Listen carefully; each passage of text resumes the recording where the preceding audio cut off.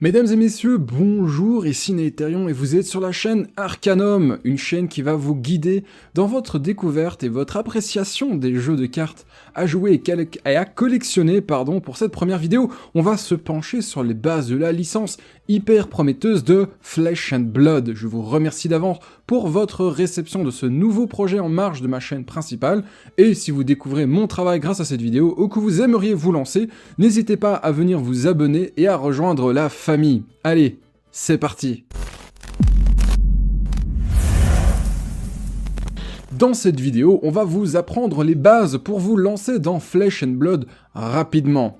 Flesh and Blood est un jeu de cartes Heroic Fantasy où deux héros vont s'affronter en duel à mort en utilisant un panel d'armes, de compétences et d'équipements propres à votre héros, à l'image d'un combat dans une arène PVP si vous venez du monde des MMORPG. Le principe central du gameplay tourne autour de l'action-réaction des joueurs qui vont s'échanger des coups lorsque l'un va attaquer et que l'autre va se défendre, avant de passer à l'offensive lui-même, etc., etc.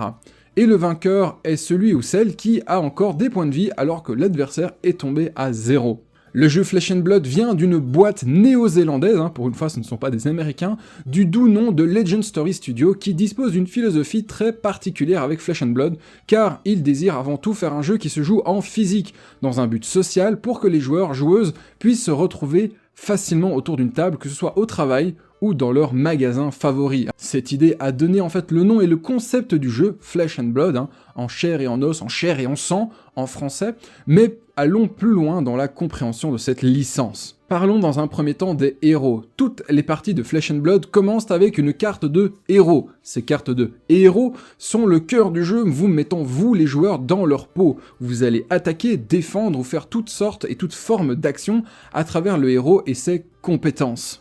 Chaque héros a une classe et un type avec ses spécificités. Un ninja, un guerrier ou un illusionniste ne disposeront pas des mêmes compétences ou du style de jeu ou même des mêmes cartes que vous construirez dans votre deck.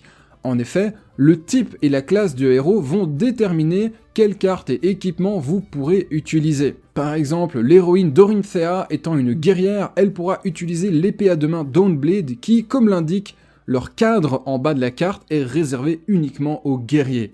À travers le jeu, vous aurez la possibilité de trouver des versions de ces héros et héroïnes avec des appellations supplémentaires, comme par exemple jeunes, afin de spécifier s'ils sont utilisables dans un format de jeu ou un autre, mais on en reparlera dans une autre vidéo si ça vous intéresse. Sachez tout simplement que les cartes sont les mêmes dans leurs compétences, hormis les points de vie qui sont adaptés à certains formats spécifiques, mais de nouveau, on en parlera un peu plus tard. Le nombre de cartes que vous piochez et les points de vie dont vous disposez dépendent uniquement de votre héros. En bas à gauche de votre héros, vous avez un petit symbole bleu représentant le savoir ou l'intellect de votre héros et établira le montant minimum de cartes dans votre main.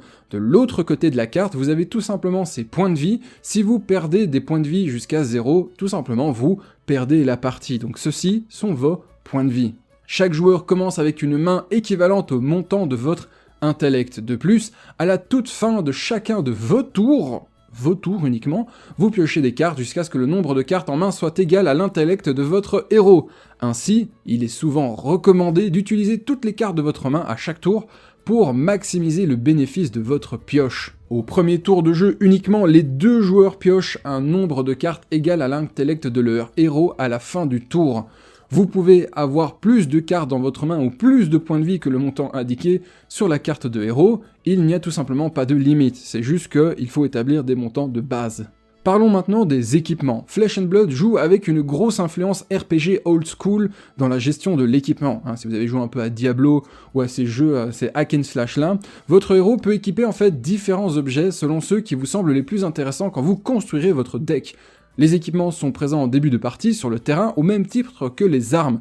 Avant que la partie commence, chaque joueur choisit jusqu'à un équipement pour la tête, le corps, les bras et les jambes avec lesquels commencer la partie. Ils fourniront en fait des options aux joueurs grâce à leur capacité d'action et de réaction ou tout simplement d'instant.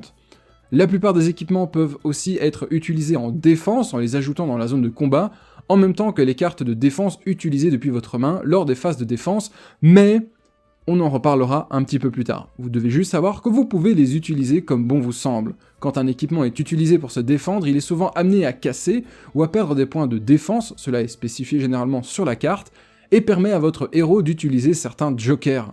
Vous l'avez remarqué, dans Flesh and Blood, vous commencez votre combat au plus fort de votre forme et au fur et à mesure que vous allez prendre des coups, vous allez utiliser et perdre du matériel, qui sont là comme des jokers, comme je vous disais, servant offensivement ou défensivement à faire fonctionner ou sauver votre héros de situations dangereuses.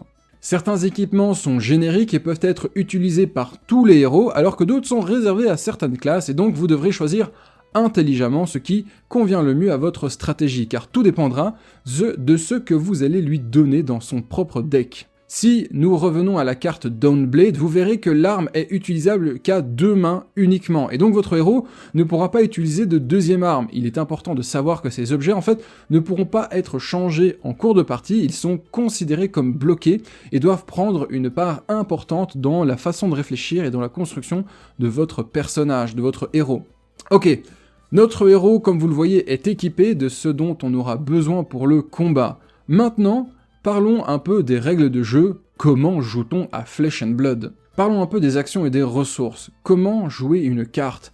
Pour jouer des cartes, vous devez respecter 2 contraintes. Vous ne pouvez jouer qu'une seule action par tour. Une fois résolu, le tour se termine. Mais il y a une exception, si une action a Go Again décrit sur elle, il est possible de jouer une action supplémentaire, et vous le verrez, plusieurs stratégies jouent autour de ces fameuses cartes clés. Une attaque est considérée comme une action également. Parlons des ressources et du pitch pour jouer ces cartes. Les cartes ont un coût en ressources qui doit être payé pour pouvoir les jouer. C'est un grand classique dans la plupart des jeux de cartes à collectionner. Ce coût se trouve dans le coin supérieur droit des cartes de votre deck ou dans la zone de texte des cartes avec une capacité activée si c'est un héros ou une pièce d'équipement. Pour gagner des points de ressources, vous allez pitcher une ou plusieurs cartes de votre main lorsqu'il y a un coût à payer. Pitcher une carte signifie que vous allez utiliser une ou plusieurs cartes de votre main pour donner ces valeurs de ressources en les plaçant dans la zone de pitch. La valeur de pitch d'une carte est indiquée par le nombre de symboles de ressources remplis en haut à gauche de votre carte et par le liseré de couleur dans la zone supérieure. Le bleu égale 3 points, le jaune est égal 2 points et toutes les cartes rouges valent 1 point.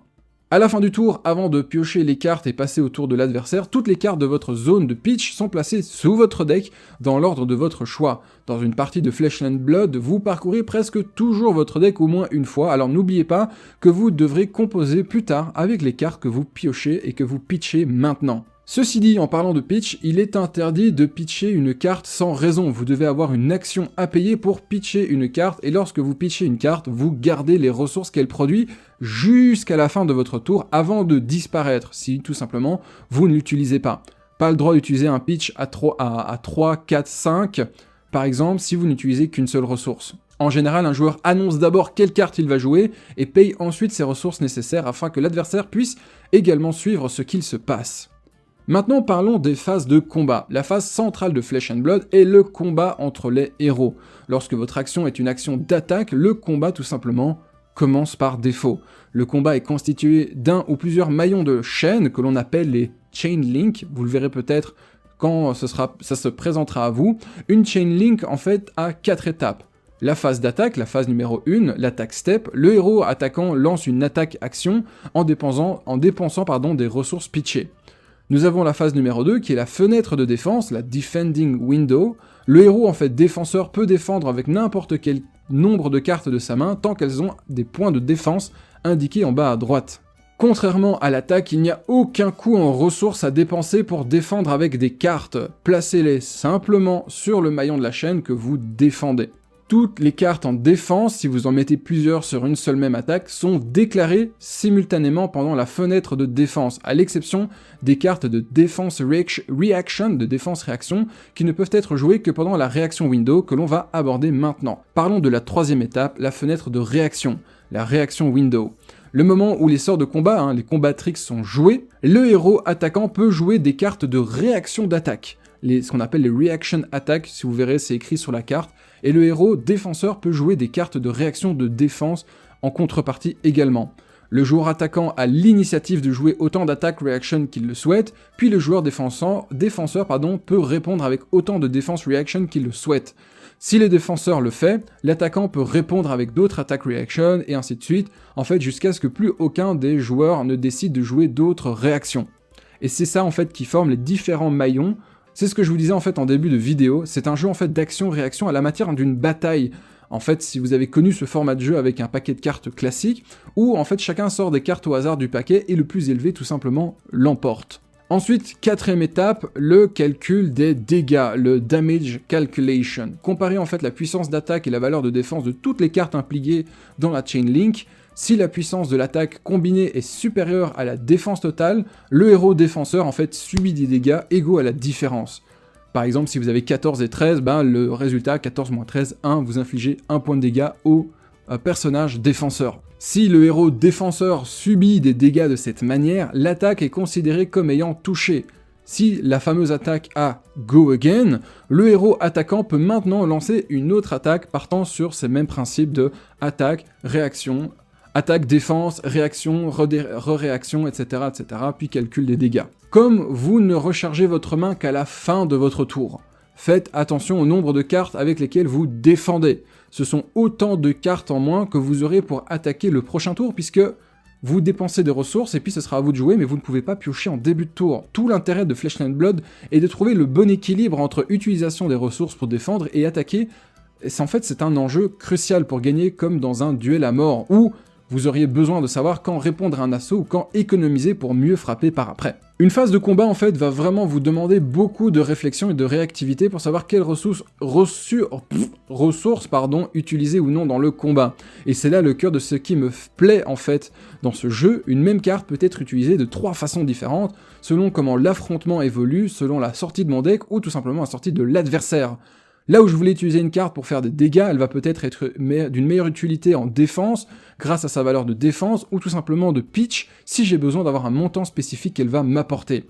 Le design du jeu fait en sorte que les cartes sont des ressources à part entière dans ma stratégie, et peuvent réellement avoir 3 façons différentes d'être utilisées selon la situation, et jusqu'à maintenant, toutes mes parties de jeu se sont avérées être des moments hyper intéressants à vivre. Cet aspect de polyvalence d'une même carte, c'est vraiment un truc qui me plaît énormément. Et enfin, je vais vous parler de ce que vous l'avez peut-être vu en fait à l'écran, ce que l'on appelle l'arsenal. Vous l'avez vu, il existe une dernière zone importante où vous pourrez placer certaines choses à la zone où tout simplement vous allez placer votre arsenal.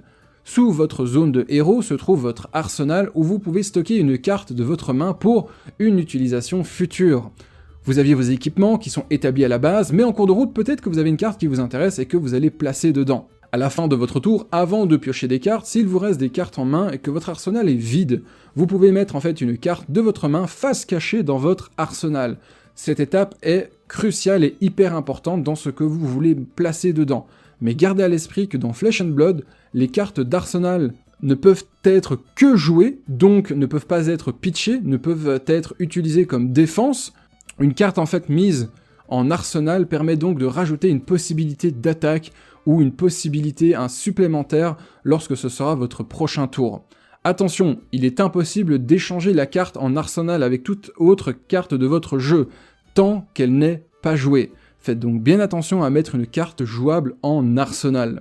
Et voilà, j'espère que vous aurez envie de vous lancer sur cette licence qui est franchement incroyable à mes yeux. Moi, en attendant, je vous invite à vous abonner à la chaîne et à me dire ce que vous pensez ou vous espérez voir sur cette nouvelle chaîne, sur ce nouveau projet. En attendant, moi je vous dis à la prochaine fois et bon jeu à tous.